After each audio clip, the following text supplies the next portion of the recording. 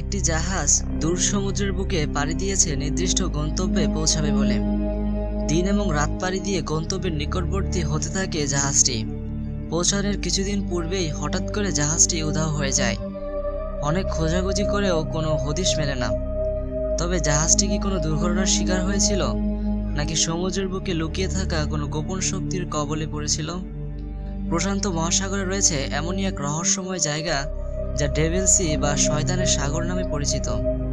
Mystery of ওয়ার্ল্ডের আজকের এপিসোডটিতে আপনারা জানতে চলেছেন এই স্থানকে কেন ডেভিল সি বলা হয় এবং কেনই বা এই রহস্যময় জায়গায় এসে বিমান এবং জাহাজ হারিয়ে যায়।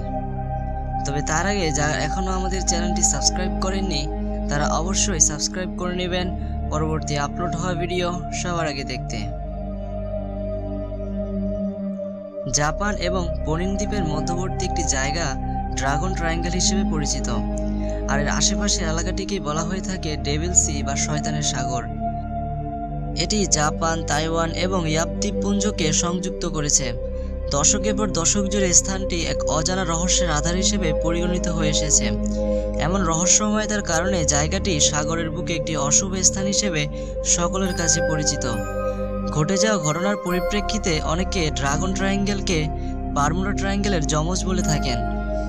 ছোট ছোট নৌকা থেকে শুরু করে বিশাল জাহাজ, এমনকি এই জায়গার ওপর দিয়ে উড়ে যাওয়া বিমানগুলো মুহূর্তেই উধাও হয়ে যায়। এদের শেষ পরিণতি আসলে কি হয় তা আজও জানা হয়ে ওঠেনি। এবার আসুন জানা যাক এই স্থানকে কেন ড্রাগন ট্রায়াঙ্গেল বলা হয়। এই ড্রাগন ট্রায়াঙ্গেল নামকরণের পেছনে একটি ইতিহাস রয়েছে। চীনে প্রায় 1000 খ্রিস্টপূর্ব থেকে একটি পৌরাণিক মতবাদ চলে আসছে। তা হলো এই সাগরের পানির অতল গহীনে লুকিয়ে রয়েছে এক বিশাল ড্রাগন। সে যখন পানির নিচে চলাফেরা করে তখন সাগরের বুকে বড় বড় ঢেউ, ঘূর্ণিপাক, সামুদ্রিক ঝড়সহ চারিদিকে ঘন কুয়াশা ঢেকে যায়। ড্রাগন তার ক্ষুধা নিবারণের জন্য সমুদ্রপৃষ্ঠে চলাচলরত বিভিন্ন জাহাজ বা আকাশপথে চলমান কোনো বিমানকে টেনে পানির নিচে নিয়ে যায় এবং তাতে থাকা মানুষদের খেয়ে ফেলে। এ কারণে জায়গাটি ড্রাগন ট্রায়াঙ্গেল নামে পরিচিত হয়ে আসছে সেই শত শত বছর আগে থেকে। কিন্তু বাস্তবিক অর্থে এই মতবাদের কোনো ভিত্তি বা সত্যতা নেই। 1952 থেকে 54 সাল এই সময়টাতে মোট 5টি সামরিক জাহাজ এই জায়গায় অতিক্রম করার সময় নিখোঁজ হয়ে যায় এবং এতে প্রায় 700 লোক প্রাণ হারান। আবহাওয়াবিদদের কাছ থেকে জানা যায় দুর্ঘটনার সময়গুলোতে আবহাওয়া একদম শান্ত ছিল এবং জাহাজগুলো থেকে কোনো ধরনের সাহায্যের আবেদনও করা হয়নি। এমন ঘটনার পর অনেকেই এই পৌরাণিক মতবাদটিকে সত্য বলে ভাবতে শুরু করেন। 1800 শতকের দিকে লোকমুখে প্রায় শোনা যেত অনেকেই এই এলাকায় জাহাজ করে এক রহস্যময় নারীকে প্রদক্ষিণ করতে দেখেছেন। এত সব অশুভ জায়গার ঘটনাস্থল এই সাগরটিকে একসময় শয়তানের সাগর বলে আখ্যায়িত করা হয়।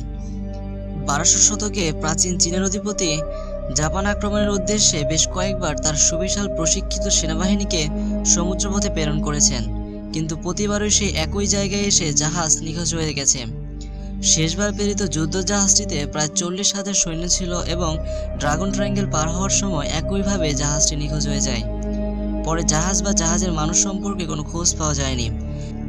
এমন সব অদ্ভুত ঘটনা সম্পর্কে অবগত হওয়ার পর 1950 সালে জাপান সরকার রহস্যের কারণ উদ্ঘাটনের জন্য 31 জন ক্রু বিশিষ্ট কাইও মারুনং 5 নামক একটি বিশেষ জাহাজ পাঠান। দুর্ভাগ্যবশত এই অনুসন্ধানকারী জাহাজটিও নিখোঁজ হয়ে যায়। অতঃপর সে বছরে জাপান সরকার এই জায়গাটিকে সমুদ্র যাত্রার জন্য বিপদসংকুল হিসেবে ঘোষণা করে। এর ঠিক 2 বছর পর 60 টন ওজন বিশিষ্ট তোশিমারু নামক একটি জাপানি জাহাজ একইভাবে গায়েব হয়ে যায়। এ রহস্যের সমাধানের জন্য বিজ্ঞানীরা নিরন্তর গবেষণা করে চলেছেন। 1995 সালে ল্যারি কুশ নামক একজন আমেরিকান লেখকের প্রকাশিত the Bermuda triangle mystery solved বইটিতে ড্রাগন ট্রায়াঙ্গেলে বিভিন্ন জাহাজ বা বিমানের নিখোঁজের কারণ উল্লেখ করা হয়। বইটিতে বলা হয়েছে এই এলাকায় সমুদ্রের তলদেশে প্রচুর পরিমাণে সক্রিয় আগ্নেয়গিরি এবং ভূমিকম্পপ্রবণ এলাকা রয়েছে, আর এ কারণেই প্রায়শই নতুন নতুন দ্বীপ জেগে ওঠে এবং অনেক দ্বীপ বিলীন হয়ে যায়। অনেক গবেষক বলে থাকেন প্রায়শই হওয়া অগ্ন্যুৎপাত এবং ভূমিকম্পের কবলে পড়ে এই জায়গা দিয়ে অতিক্রমকারী জাহাজ বা নৌকাগুলো, এবং যার কারণে জলযানগুলো সমুদ্রের অতল গহ্বরে হারিয়ে যায়, ফলে পরবর্তীকালে তাদের আর হদিশ মেলে না। পরিবেশবিদদের মতে এমন অগ্ন্যুৎপাত বা ভূমিকম্পের কারণে সেখানকার প্রাকৃতিক পরিবেশ প্রতিনিয়ত বদলাতে থাকে। খুব আশ্চর্যজনক হলেও সত্য যে এই জায়গাটি বিশ্বের কোনো মানচিত্রে খুঁজে পাওয়া যায় না। এ কারণে এই স্থানটির আয়তন বা অবস্থান সম্পর্কে খুব সুস্পষ্ট করে বলা সম্ভব হয়ে ওঠে না।